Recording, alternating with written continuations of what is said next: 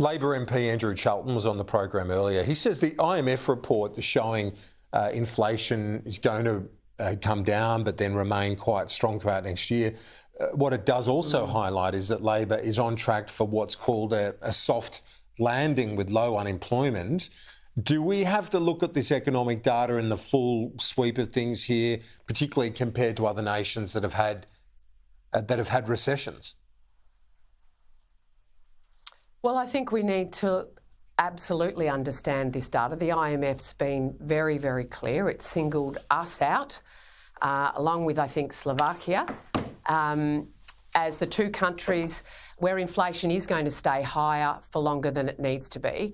And that hurts the poorest and the most vulnerable in our community the most. That's actually the issue here.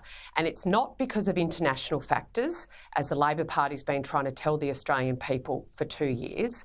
It's because their last three budgets have stoked inflation through increasing government spending. And it's not just the Coalition, it's not just the RBA and Australian economists, it's now the IMF. So this is a serious issue. And as we've heard in other commentators, the only solution potentially is going to be high unemployment, which also has significant social consequences for families. So I don't think we're in for a smooth ride at all, and I don't think the data suggests that either. On the housing plan, you've got a $5 billion initiative you announced with Michael Sukkar on behalf of the Coalition. The government is saying that it's already doing this through its housing accords with the states, and that hundreds of millions are already being spent in terms of building this stuff. Well, that's not the case. I mean, I was out on site in the outer suburbs in Melbourne with the Liberal candidate for McEwen yesterday on site, talking to builders, developers and local councils.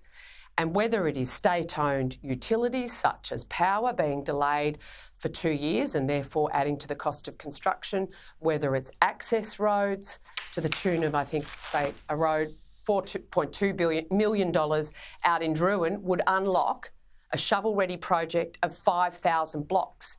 So I think what you see with the Labor Party's scheme, and I think, Jeff Chambers in The Australian unearthed this morning, you've got a politicisation of their money going on with, with state Labor governments as well. So I think the Labor Party's housing policy is much more about sandbagging than it is actually about laying slabs. Okay. Ours is about getting slabs on the ground, and you have to have water, Kieran, you have to have electricity, you have to have telecommunication and drainage and roads before you can actually get the slab laid. And that's what we're interested in doing. We're almost out of time. Getting the houses built. Yeah.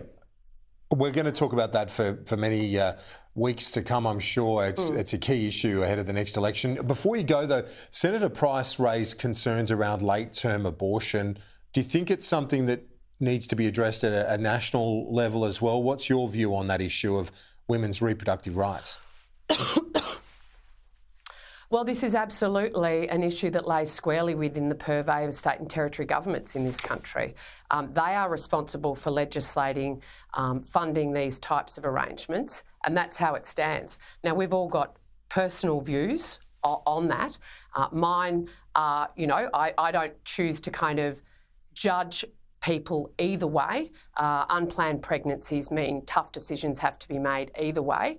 I did vote, obviously, for the Baby Born Alive bill that came to the Senate a few weeks ago, because I do think it is a moral dilemma around, if we do everything we can to save some babies, and then if other babies in unplanned pregnancies that are born through a termination should at least deserve palliative care for the rest of their life here. I think that's a kind of a question of human decency.